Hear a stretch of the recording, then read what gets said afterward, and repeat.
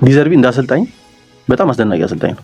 ትላልቅ አሰልጣኞችን በብዙ መልኩ ሲያሞግዙት ምን ሰማው አይነት አሰልጣኝ ነው። ፔፕም ከዚህ በፊት ያለፉት 20 ዓመት ከታዩ አስደናቂ አሰልጣኞች አንደኛው ነው ብሎታል። በወቅቱ የምንጊዜም ታላላቅ አሰልጣኞች ውስጥ አንደኛው ነው ብሎታል የርገን ክሎፕ። ስለዚህ ዋንጫ ሲያገኝ ቢያንስ ወደ እንግሊዝ ከመጣ በኋላ ሲያገኝ አልተመለከት ነው።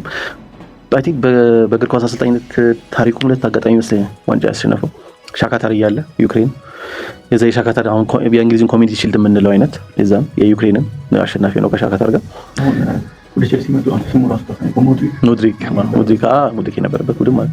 ጣሊያን እያለ ደግሞ ጣሊያን ሴሪሲ አሰልጣኝ በነበረበት ጊዜ በጣሊያን 3ኛ ደረጃ ላይ የሚገኘው ሊግ ማለት ነው። እዛ የሆነ አንድ ካፕ ይመስለኛል የካፕ ዋንጫ ያሸነፈ ዋንጫ አላሸነፈም። ከዋንጫ አንጻር አሁን አሰልጣኝን ታላቅነት የምናወራው ከዋንጫ አንግል ብቻ ከሆነ ምንም ጥያቄ የለውም አናነሳው። ነገር ግን ከኢንፍሉዌንስ ከተጽዕኖ አንጻር ፔፕም የተናገረው ከዛ አንጻር ነው። ከተጽዕኖ አንጻር ከሆነ ካለፉት 20 ዓመታት በጣም ሴሪሲ ነው ትልቅ ተጽዕኖ ከፈጠሩ አሰልጣኞች ውስጥ አንደኛው ነው። ምንም ጥያቄ የለውም። የእግር ኳስ ሀሳቦቹ ቡድኑን የዲዘርቢ ቡድን መሆኑን ኦልሞስት አሰልጣኝነቱን ከያዘ በኋላ በጥቂት ጨዋታዎች ውስጥ ነው ቶሎ ኢምፓክቱን የምትመለከተው። ይሄ ለዚህ ደግሞ አንደኛ ምክንያቱ የዲዘርቢ አዳም ላላና የቀድሞ ሊቨርፑል አሰልጣኝ በኋላ ብራይተን ሄዶ አሰልጥኖታል። ምን ብሏል አንድ ጊዜ በእግር ኳስ ህይወቴ እንደ ዲዘርቢ አይነት ሃንድ ኦን አሰልጣኝ አይቼ አላውቅም። እያንዳንዱ ዲቴይሎች ላይ ጣልቃ የሚገባ አይነት ሰው ነው ማለት ነው። ግብ ጠባቂም ሳይቀር ማለት ትችላለህ። ፕሌይ ሜከሩ የቦዲ ፖዚሽኑ እንዴት ይሁን ወይ ማልሜዳ ተጫዋቹ እያንዳንዱ ዲቴይል እንዴት እንድትጫወተን እንደምትፈልግ እያንዳንዷን ነገር ጥቃቅን ነገሮችን ለማሳየት የሚሞክር ነው። ለዛም በዛም ምክንያት ሊሆን ይችላል ቶሎ ኢምፓክቱ ወይ ደግሞ የሱ ቡድን መሆኑን ቶሎ የመመልከት እድል ይኖራልና በአስደናቂ ሁኔታ ቡድኑን ኮች ማድረግ የሚችል አይነት አሰልጣኝ ነው። ግን አሁን 7 ጨዋታ ነው የቀረው አስቸጋሪ የሚያደርገው እሱ ነው። በዚህ ጊዜ ያው ስለ አይዲያ ብቻ ማውራት አስቸጋሪ ነው የሚሆነው። ቶተናም ኦቨርኦል ሲዝኑን ከተመለከት ነው መጀመሪያ ላይ ሐሳብ ያጠራው አይነት ቡድን አይዲያ የሌለው ቡድን ይመስል ነበር። ከዛ በኋላ ደግሞ ውጤቶች በደንብ ሲቸገር ደግሞ ቡድኑ የበለጠ አቲቲዩድም ያንሰዋል፣ የቡድኑ የበለጠ ተነሳሽነቱም አንሶ እንመለከታለን። ለሁለቱም ይሆናል። አይዲያ ያለው ትልቅ አይዲያ ያለው አሰልጣኝ ነው ዲዘርቢ። በዛ ተጨማሪ ደግሞ ሜዳ ላይ ፐርፎርም ካላረክ ችግር የለበትም ላለማሰለፍ። ትሬኒንግ በጣም ኃይለኛ ኢንቴንሲቲ ያለበት ትሬኒንግ እንደሆነ ይታወቃል የዲዘርቢ። እዛ ላይ ሙሉ ለሙሉ ካልሰጠህ አቅምህ አያሰልፍም። የአይነት ባህሪም ያለው ሶ ቶታል ለሚፈልገው ለነዚህ ሁለት ነገሮች ይሆናል ብለህ መናገር ትችላለህ። ግን እነዚህ 7 ጨዋታዎች ግን ከነዚህ ነገሮች አንፃር ብቻ አይደለም የሚወሰኑት። በብዙ መልኩ ብዙ ፋክተሮች አሉ አንዳንዴ ከአሰልጣኝ ቁጥጥር ውጪ የሆኑ ማለት ነውና የመጣበት ጊዜ አስቸጋሪ ነው። ነገር ግን እንዳሰልጣኝ ከተመለከት ነው እኔም ትንሽ ከፍ ያለ አሰልጣኝ ቡድን ይዞ ብንመለከተው አይነት የምመኘው አይነት አሰልጣኝ ስለነበረ ማለት ነው። እንደ ባህሪ አሰልጣኙ አስቸጋሪ እንደሆነ ይታወቃል። ቅድም የጠቀስኩት ልጅ ነው ሚካኤል ምን ብሎታል መሰለህ ቶተናም የሆነ አንድ ማለት አንደኛ ተጫዋቾቹ ያሉበትን ደረጃ ማወቅ መቻል አለባቸዋል። በቃ አሁን ለዓለመውረድ እየተጫወተ ያለው ቡድን ነው። ራሳቸው እንደ ትልቅ ተጫዋች እያሰቡ ነው። በዛ ደረጃ ፐርፎርም እያደረጉ አይደለም። ስለዚህ ፋክቱ በትልቅ ደረጃ ፐርፎርም እያደረጉ አለመሆኑ ነው። ስለዚህ ያ እንዳልሆነ ወይም ትልቅ እንዳልሆኑ የሚነግራቸው አይነት አሰልጣኝ ነው የሚፈልጉት የነበረው።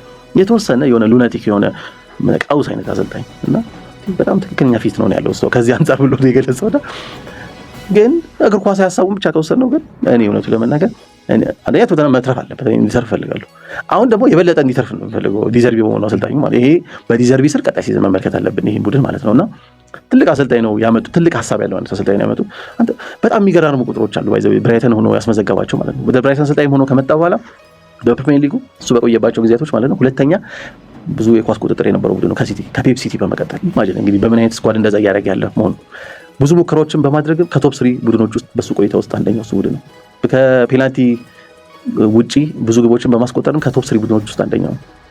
ኤክስጂውን በተመለከተ በተመሳሳይ በሱ ቆይታ በብራይተን ቆይታ ቶፕ 3 ቡድኖች ውስጥ አንዱ ነውና የሚገርሙ አታኪንግ ቁጥሮች በጣም የሚያስመዘግብ ቁጥር ነው።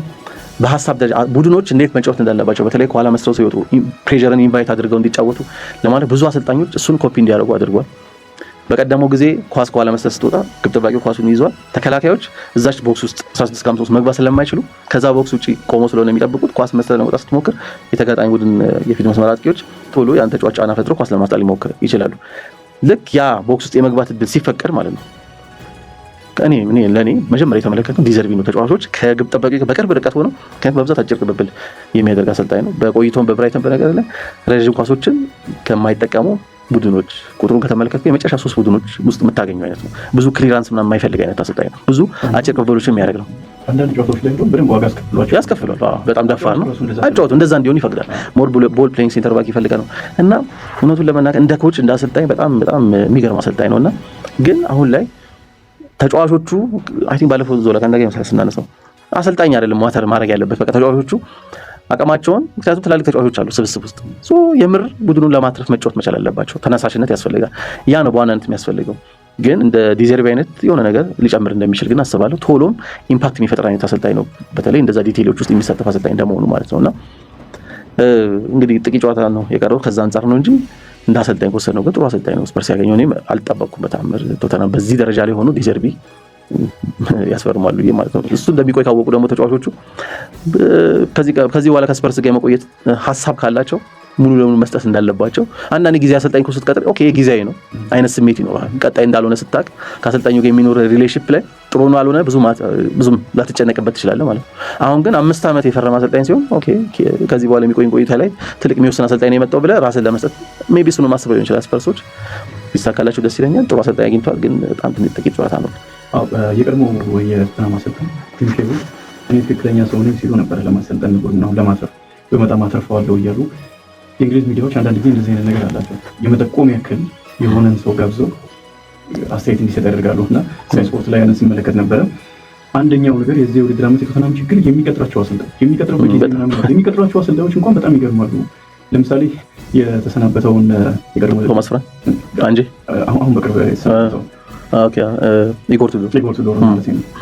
እሱን በተመለከተ ምን አይነት ውሳኔ የተወሰነው እንደዚህ አይነት ችግር ውስጥ ያለ አሰልጣኝ ማን የወሰነው ሁሉ እያሉ ሲጠይቁ ነበረ።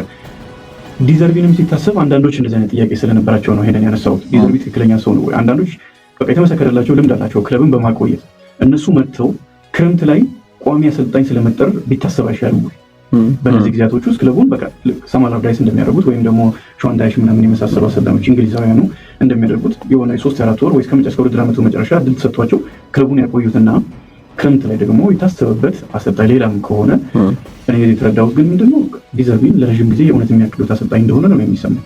የመውረዱን ጉዳይ ግምት ውስጥ ማለት ችግሩን ይረዱታል። የግድም መረዳት ያለባቸው ሰዓት ነው። ግን ካላቸው ታሪክ ከክለቡ ተጫዋቾች አሁን የተጫዋቾች ጥራት አንጻር እንደዚህ እየተመለከቱ እንቆያለን ግን በሚቀጥለው ዓመት የሚለውን ነገር እያሰቡ ይመስላል። አንዳንዶች ደግሞ አሁን በእግር ኳሳዊ ውሳኔዎችን የሚወስኑ የቶተንሃም ኃላፊዎች ልምድ የሌላቸው ናቸው እና በዚህ ምክንያት ክለቡን አደጋ ላይ ሊጥሉ ይችላሉ የሚል ሀሳብ አላቸውና አንተም ማስቀደመ ከሰጠው አስተያየት ትንሽ የተረዳሁት ዲዘርቪ በጣም አሪፍ አሰልጣኝ ነው።